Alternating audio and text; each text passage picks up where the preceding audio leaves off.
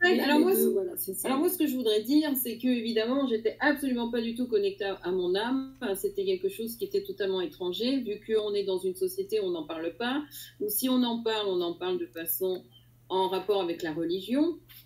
Donc voilà, l'âme, c'était quelque chose, un mystère. Puis un jour, par un concours de circonstances, j'ai commencé à faire de la méditation. Et quand j'ai fait de la méditation, en plus, je faisais de la méditation avec beaucoup de monde. Hein, et j'ai eu la chance de pouvoir faire de la méditation avec 5000 personnes, avec 2000 personnes, avec 500 personnes et tout ça. Et donc ça a été très fort pour moi parce que du coup, j'ai découvert à l'intérieur de moi quelque chose de... Mais de grandiose. Et je me suis dit, mais comment ça se fait qu'on ne l'a pas appris à l'école, hein? Comment ça se fait que depuis tout petit, on m'en a jamais parlé?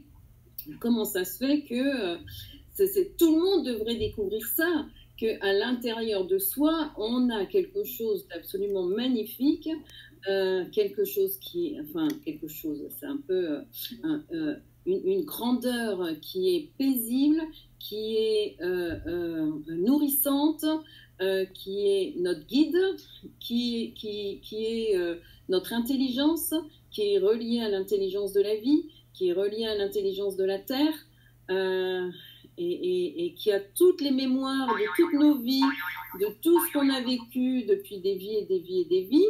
C'est une ressource, mais incroyable. Et je me suis dit, mais tout le monde devrait connaître ça. Et donc, c'est pour ça que plus tard, j'ai vraiment, grâce à Erinos et à ma rencontre avec Erinos, où il a vraiment approfondi cette connexion avec mon âme. Et donc, on a eu envie d'aider les gens à se connecter à leur âme et de pouvoir découvrir aussi ces trésors qui sont à l'intérieur, de découvrir les mémoires qui sont à l'intérieur, les belles mémoires de sagesse, de tous nos acquis, des dons que nous avons à l'intérieur, et puis cette ressource qui fait qu'on est équilibré, joyeux dans la vie. Hein. Nous, notre télévision, en fait... je suis connectée à mon âme depuis... Enfin, j'ai eu la chance de ne point être déconnectée de mon âme, parce que je suis arrivée sur la Terre avec mes mémoires. Et ce qui fait que je me souviens des temps de nuit, je me souviens des premiers temps où les êtres étaient en parfaite harmonie les uns les autres. Et je me souviens de mes mémoires de sagesse, parce que c'est surtout celle-là qui m'intéresse. Et de se connecter à son âme, pour moi, c'est vraiment quelque chose de très, très important. Et aujourd'hui, je pense que c'est primordial, surtout avec les temps qui courent. Et plus ça va aller, plus ça va l'être. Parce que la communication avec son âme fera que on va pouvoir arriver dans ce grand changement, dans le nouveau monde.